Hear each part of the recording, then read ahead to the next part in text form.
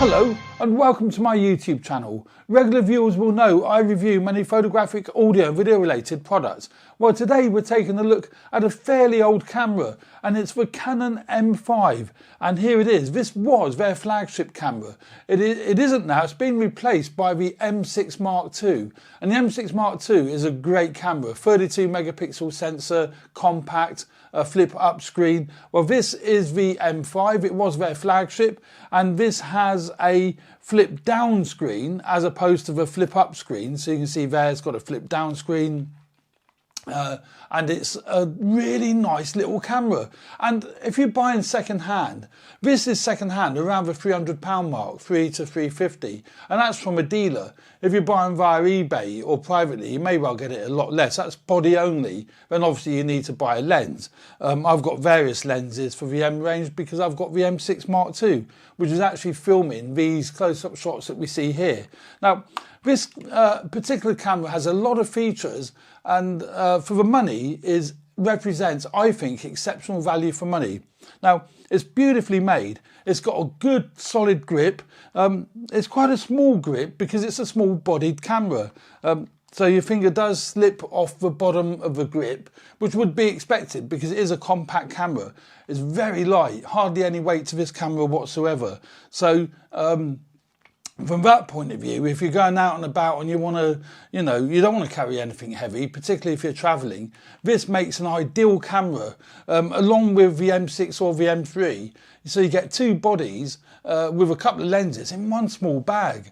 You can't go wrong. You really can't go wrong.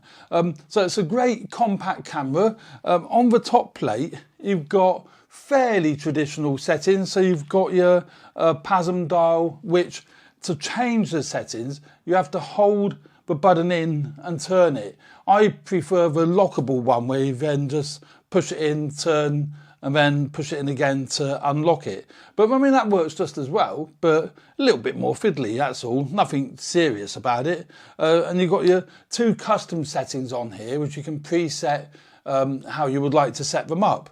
Manual, you've got manual, aperture, shutter priority and what have you, and then you've got your video mode. So, fairly traditional PASM dial, hot shoe, built-in flash, pop-up flash. I never use it, but manually controlled pop-up flash there. And you've got your exposure control dial here at the front. Normally would be set up for adjusting your aperture if you're in aperture priority, your shutter speeds if you're in shutter priority, etc. And then you got your dedicated exposure compensation dial, which is fairly common on a lot of cameras. I find that particularly useful. When you got it up to your eye and you're taking photographs, you can get straight to your exposure compensation, particularly if you're shooting into light. Find that very, very useful. And the other thing it has on the top plate, which is kind of unique to Canon, I think, the M6 Mark II has exactly the same. It's got a what do they call it? A dual function button here. So you push that in, you push that in, and it can do two functions. It can do probably more than two. So push it in once, and that you set this control dial up for adjusting your ISO. Push it in again, and it can adjust your white balance or whatever you set it up to adjust, to be honest. A very useful dual function button on the top there.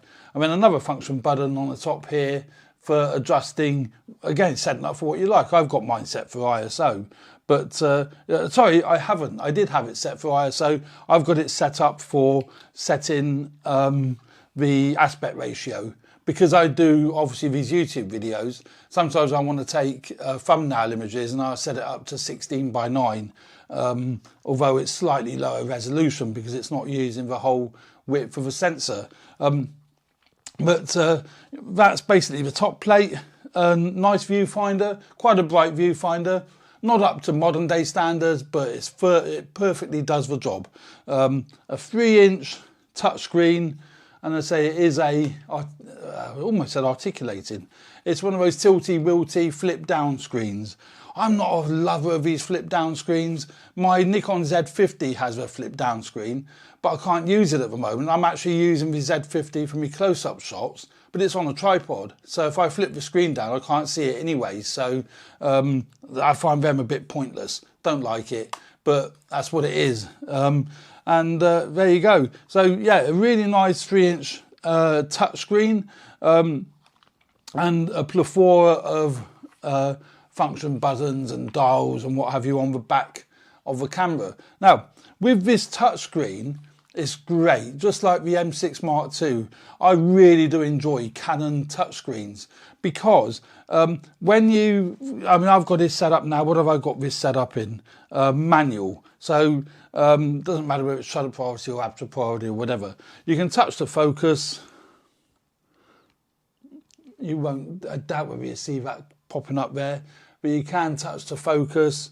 And also on this touch screen, where the apertures there, you can touch the aperture control and then adjust the apertures. And the same on the shutter speeds. You can adjust the shutter speeds. I don't know what I'm on there. That's the aperture.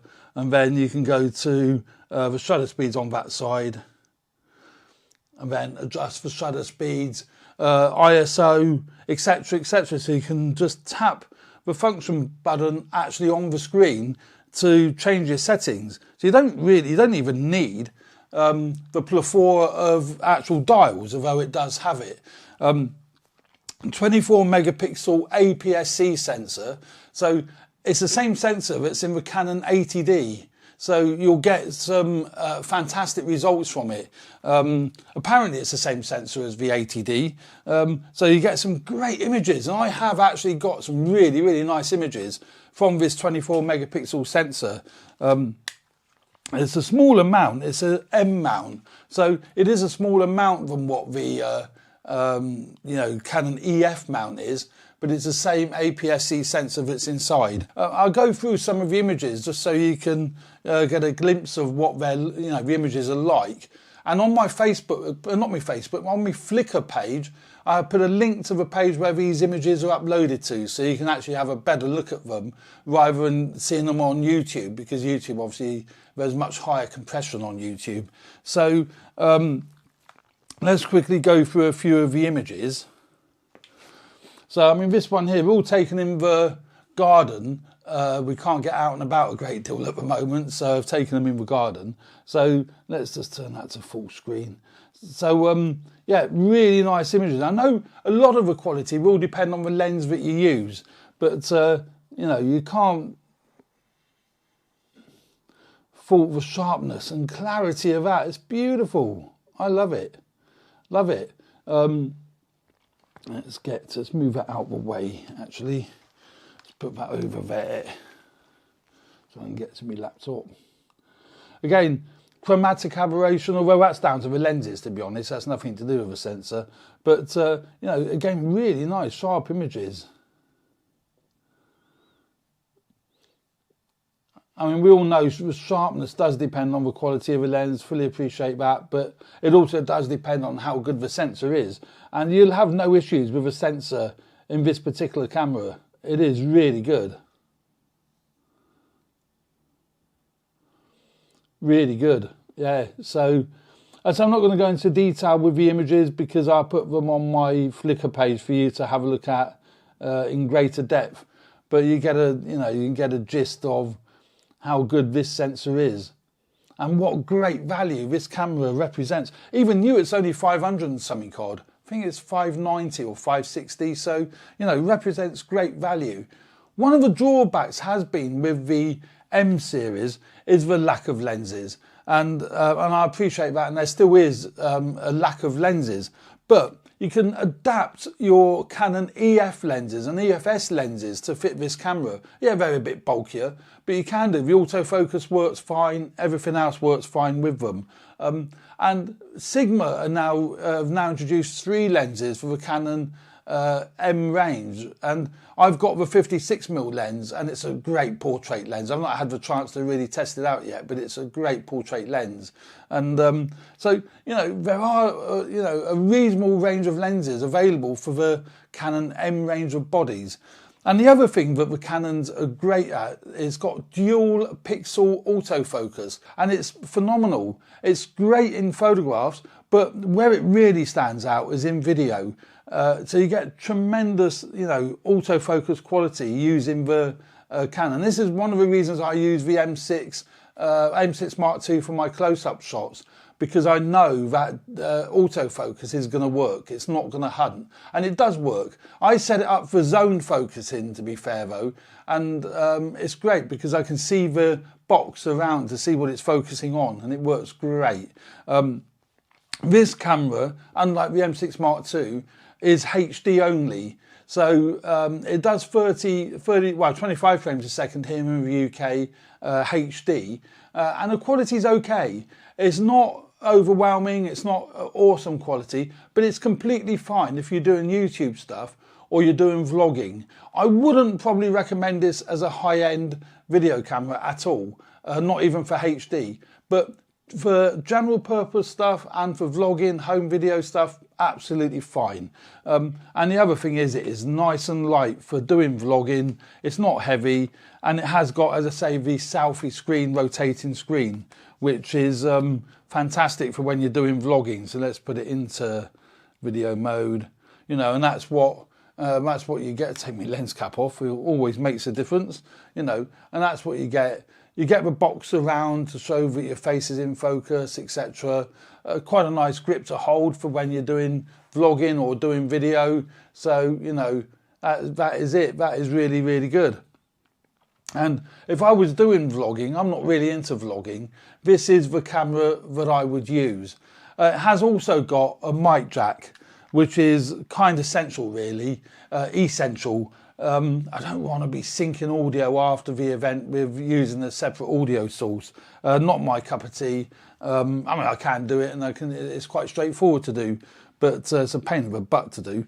So it has got a mic jack on the side here, just there, for plugging an external microphone in, and a remote socket for your remote control, although I use a wireless remote control. And then on the other side, it has got HDMI port, and it is a clean HDMI out of that port. So it's got the HDMI port, which if you want to put a monitor in on the top, or an external video recorder, that's where you would fit that. So, and the other nifty thing, which I've not set up yet, but what Canon have done, they've put a dedicated Wi-Fi button on the side here.